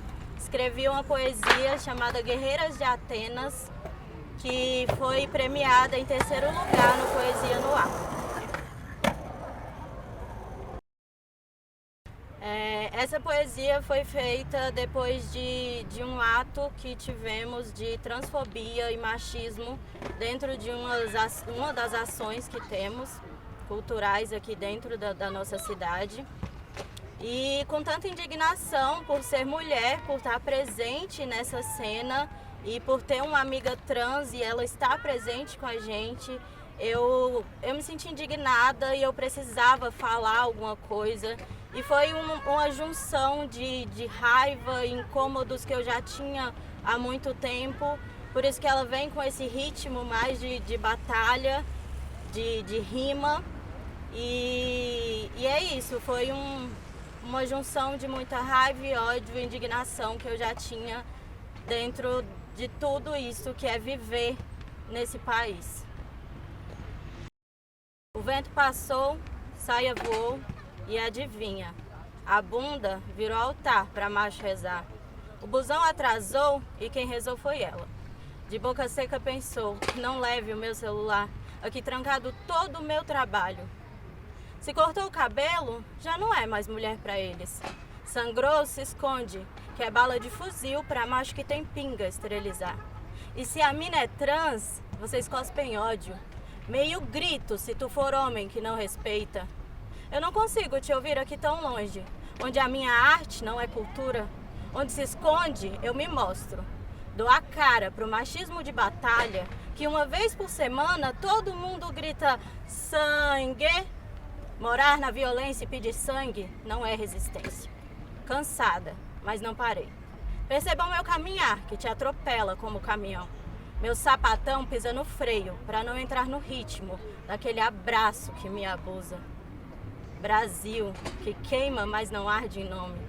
Capital evoluída, esqueceu de anexar no mapa a nossa cidade aqui do lado.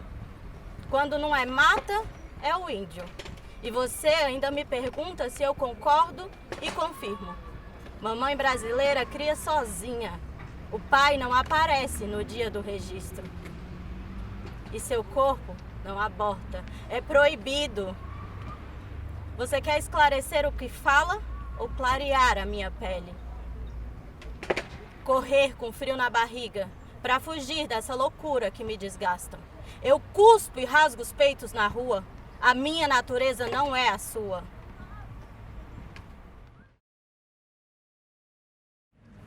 Meu nome é Will Mello. Eu moro no Paraná desde 80 e alguma besteira. E sou militante comunista desde que eu aprendi, desde que eu entendi política. Sou militante comunista e participo de 70 coisas, né? Toda vez que eu vou me apresentar, eu tenho dificuldade com dizer do que eu faço parte, porque eu costumo estar sempre fazendo parte de muita coisa diferente. Agora, especificamente, eu faço parte ainda da Intersindical, uma organização de organização da classe trabalhadora. Aqui no Paranoá, comecei minha militância no CEDEP, Centro de Cultura e Desenvolvimento do Paranoá, foi minha primeira escola. Lá eu fui alfabetizador de jovens e adultos. E também militei na parte de cultura também lá no CEDEP e organizando grupos de economia solidária. Então, cultura, falar de cultura separado de política é um pouco não compreender o que cultura realmente é, né? Cultura é mais do que demarcação de território, né? A ideia de território em si, ela é nociva, né? Território é uma ocupação em que restringe a participação de outras pessoas, né? Se a gente for olhar no conceito de geografia, né? Cultura é o lugar comum, né? É o lugar onde todo mundo passa. Cultura é a praça. Cultura é o lugar que cabe diálogo de diversas vertentes, né? E a política, como sendo uma forma de ocupação sempre agressiva, é sempre uma forma de imposição de classe, ela meio que, por si só, acaba sendo uma forma de cerceamento da cultura. E por isso mesmo a cultura precisa dialogar com a política. Ela precisa, o tempo todo, estar encontrando com a política. O direito de estar no lugar, de se colocar no lugar, de se dialogar o que as pessoas acreditam, a forma como as pessoas estão no mundo, é o lugar comum, é o lugar da cultura. E a política, ela sempre é o lugar do cerceamento, é o lugar de determinar até onde você pode e até onde você não pode ir. A cultura, ela é justamente o contrário. A cultura vai para além dos territórios, né? A cultura, apesar dela acontecer no lugar, ela é sempre uma coisa que vai para além. A gente pode estar aqui no Paranoá, fazendo uma roda aqui na praça, mas nós podemos estar remetendo a um bagulho que está rolando agora mesmo lá na África, certo? A gente pode estar fazendo também um bagulho que rola lá nos Estados Unidos. Não se faz uma batalha de MC aqui que não se lembre o que os americanos estão fazendo, a cultura pop, enfim. A cultura é meio que esse lugar que acaba passando por todos os outros lugares, né? E nessa coisa de passar por todos os lugares ao mesmo tempo, é sempre necessário ter os lugares, né, onde se faz cultura. Hoje, com a religião como sendo o centro das atividades humanas, e aí eu não estou falando só da católica, estou falando de todas. As pessoas dão uma principalidade à religião, mas a cultura, para mim, vem de antes e vai para depois dela, né? Ela perpassa esses fazeres, essas formas das pessoas estarem no mundo, mas a cultura é uma coisa que vem de antes e vai para depois. Ela é uma repetição, ela é uma tentativa de retomar uma tradição antiga, mas nessa coisa de ser uma repetição, ela sempre cria coisa nova, na medida que ela começa, curiosamente, a errar. Errando, vai criando coisas novas. O problema da forma política da sociedade é que ela precisa que as coisas sejam como no passado o tempo todo. Se a gente pensa a cultura como coisa de passado, a gente também se engessa por conta disso. Cultura não é simplesmente tradição, né? Aqui no Paranoá, a própria história do CEDEP, que é essa organização que foi minha escola, foi a primeira organização que eu militei, é a história disso, é a história da cultura como forma de resistência no lugar, né?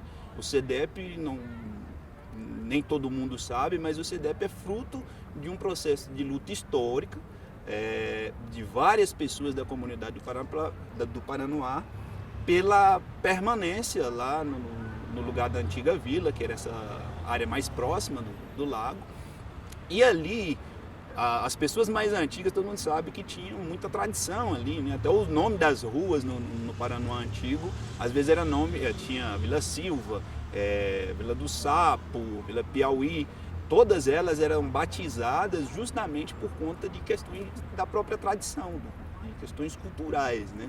O CEDEP, apesar de se chamar Centro de Cultura e Desenvolvimento do Paranoá, ele sempre esteve mais ligado às causas políticas, mas não é à toa, né? Quando as pessoas passam a se encontrar e conviver e sonhar juntas e pensar o mundo de uma maneira, quando elas começam a perceber que elas têm uma conexão, né?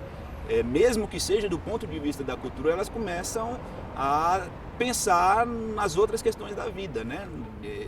E nesse caso específico do Paranoá, a própria questão da permanência, a luta por permanecer aqui, um pouco trouxe aquela resistência do CEDEP. É difícil dizer que a gente não tem espaço de cultura, isso é bem interessante de se pensar. A gente tem, por exemplo, o próprio CEDEP, e que foi conquistado com luta. É um lugar que tem uma mínima estrutura, né? A cidade tem vários lugares onde acontece cultura e que tem estrutura. A pergunta é por que os locais que a gente tem, que já conquistou, a gente não tem o trânsito que deveria para ser um espaço de cultura e não um território de um determinado grupo de pessoas, né? A cultura é uma coisa que, além de ir perpassar por todos os lugares, né? Isso é uma coisa que ela pode ter um ponto como referência, mas ela não se prende a esse ponto. Independente disso, ela depende de territórios onde ela possa transitar livremente. O movimento Caliandra, ele surgiu mais ou menos em 2014. Qual que era a discussão naquele momento? O Tamnoá já vinha organizando na cidade, já tinha a sua associação, né? Do ponto de vista legal, e já tinha um coletivo, né, que vinha se organizando na cidade, fazendo cultura na cidade já há um bom tempo.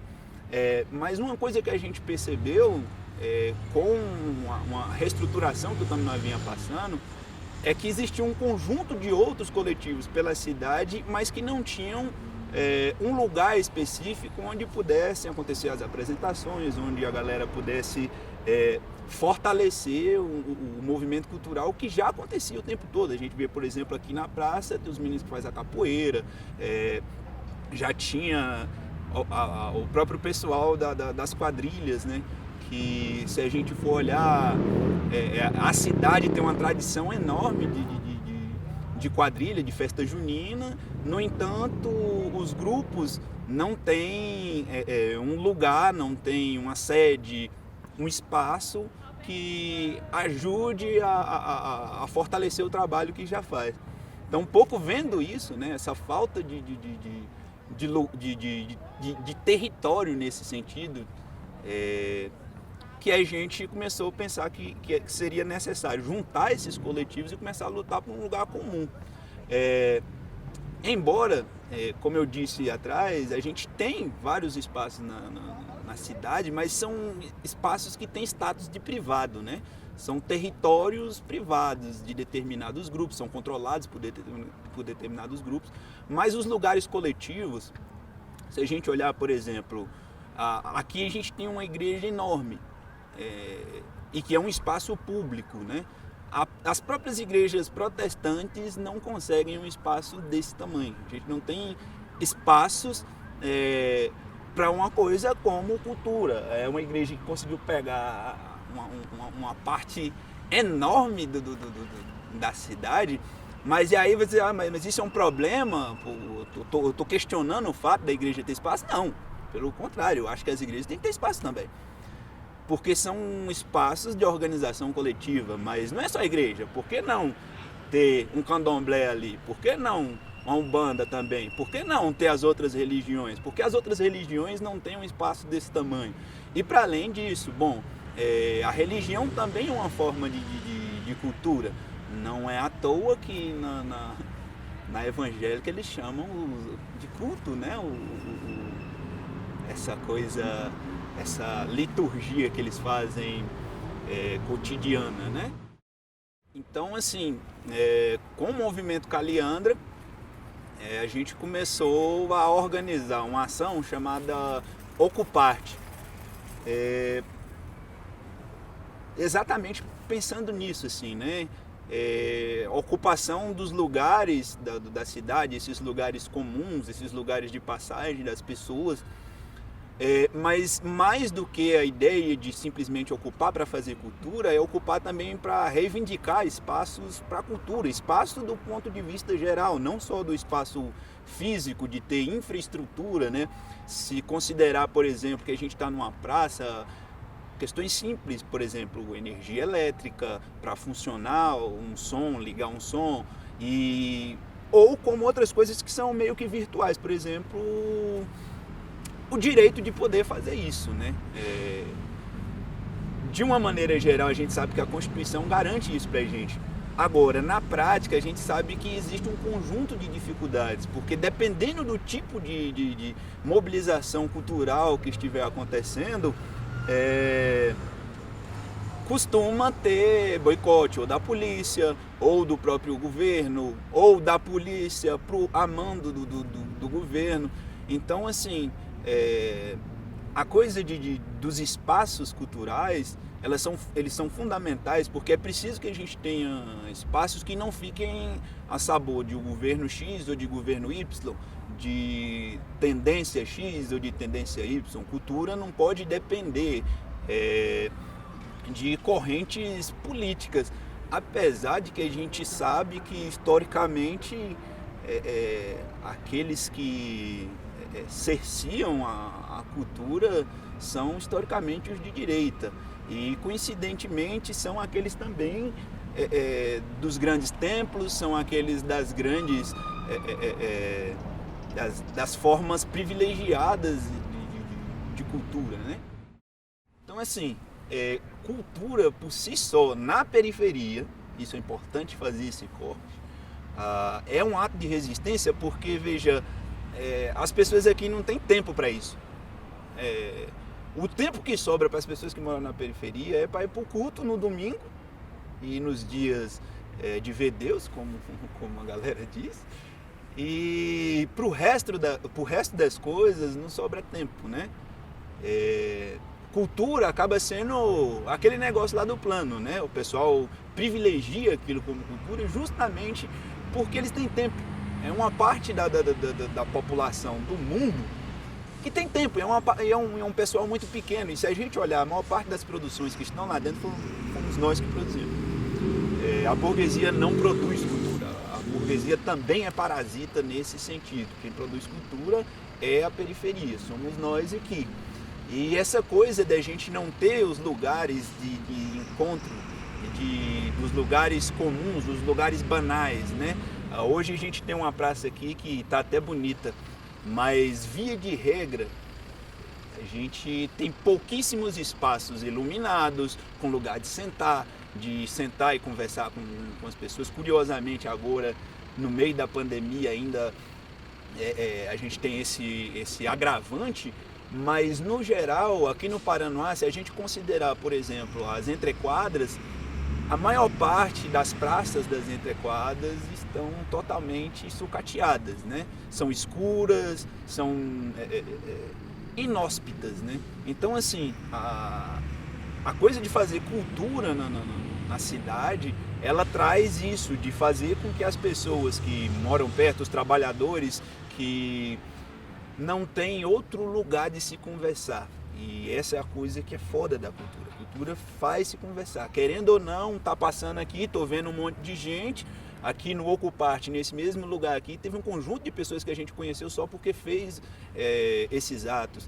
E assim, não é Ocuparte porque foi um negócio que nós demos o título e vai ser isso. Não, existem 1000 Ocupartes que acontecem pela cidade, que a gente nunca teve, talvez ainda nem conhecimento. Eu até tomei conhecimento, curiosamente, de um em Planaltina, que foi feito um Ocuparte lá, com esse nome, inclusive, inspirado no Ocuparte daqui. Mas qual que é a ideia? Isso, se a gente quer os espaços pra gente, a gente tem que ir lá e ocupar. E não é por uma questão de fazer um ofício, esperar a polícia, o administrador dizer que a gente pode ocupar a praça. A gente já pode, acabou. Isso aqui é espaço nosso. Agora, é tudo uma questão de organização.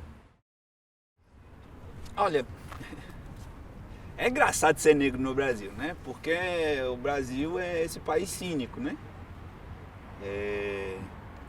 Acho que a palavra cínica, para esse período que a gente está vivendo, pega melhor ainda, né? Você pegar, atirar pelo presidente, pela conjuntura como um todo, cínico cabe bem, assim. Uma galera que sabe que é racista, mas não admite. Por exemplo, há poucos dias no bar eu vi uns meninos falando: ah, mas hoje em dia hoje você ouve quase todo bolsonarista dizer: ah, mas hoje em dia a gente não pode nem dizer que o cara é negro que ele se ofende. É uma narrativa bastante colocada, né? E é isso, assim, cinismo, né? É uma sociedade que sabe que quando a gente reclama de ser xingado de negro, é diferente de ser chamado de negro, né? Quando eles falam negro, eles falam seu negro. E seu negro é muito diferente de, e aí, negão? Entende? É essa sociedade, é uma sociedade cínica. Nós não estamos em qualquer outra, né? Nós não estamos numa sociedade que no meio da rua abertamente fala: você é negro, você tem que morrer queimado. Não estamos nessa sociedade. E talvez por isso nós temos um problema ainda maior. Uma sociedade que é racista e que esconde o racismo dela onde ela pode esconder. E que só mostra nos lugares onde ela se sente segura, ou nos momentos que ela se sente segura para fazê-lo, né? Você chega no seu grupo de amigos brancos, inclusive às vezes até pessoas negras no meio, né?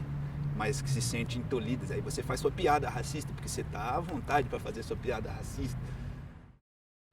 A cultura é fundamental para nós, é porque é lá onde a gente vê, puta merda, então isso é nós também. A gente não é um monte de coitado, pô, olha as coisas que a gente faz, é lugar também da gente ter orgulho, né?